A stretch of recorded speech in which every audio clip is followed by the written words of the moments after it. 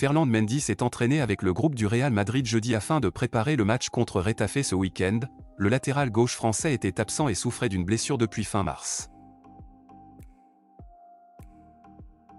Selon The Times, Hugo Lloris, recordman de sélection en équipe de France, est dans le viseur de la Saudi Pro League l'été prochain.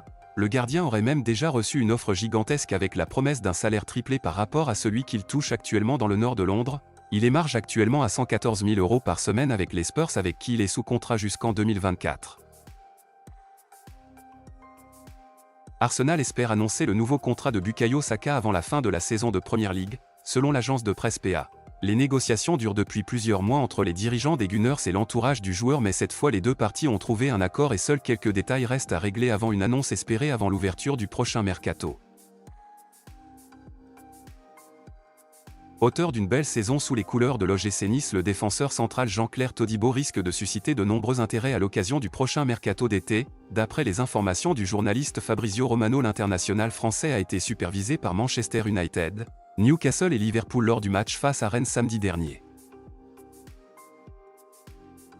Comme l'a confirmé le directeur technique Paolo Maldini, Raphaël Leao va bel et bien prolonger son contrat avec le Milan AC jusqu'en 2028. La Gazzetta dello Sport a dévoilé les détails de ce nouveau bail, 2 millions € de prime à la signature, un salaire annuel revalorisé à 7 millions € et surtout une clause libératoire augmentée de 20 millions € par rapport à la précédente pour atteindre les 170 millions €. Prêté par l'Atlético Madrid à Chelsea depuis le mois de janvier, Joao Félix aimerait bien poursuivre sa carrière en Première Ligue, d'autant plus que la rupture semble consommée entre le joueur et Diego Simeone. Néanmoins, cela pourrait être dans une autre formation que les Blues. D'après les informations de la Deporte Copé, le Portugais souhaiterait disputer la prochaine édition de la Ligue des Champions, une garantie que ne peut pas lui offrir Chelsea, 12e de Premier League. Newcastle semble la formation la plus encline à accueillir le joueur âgé de 23 ans, 3e de Premier League. Newcastle devrait faire leur retour en C1 après 20 ans d'absence dans la compétition. La saison du milieu de terrain algérien de l'AC Milan est terminée suite à une blessure au genou droit survenue mercredi soir en demi-finale allée de Ligue des Champions contre l'Inter Milan. Son club rossonero l'a annoncé jeudi.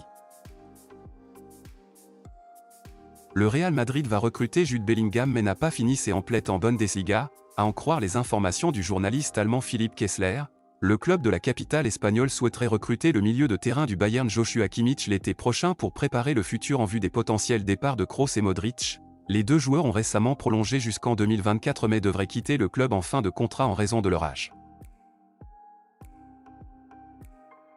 Selon les informations du Télégraphe, Aston Villa pourrait rapidement faire une offre pour l'avant-centre de la Juve. À 23 ans, l'international serbe a réalisé 37 matchs pour un total de 12 buts toutes compétitions cette saison.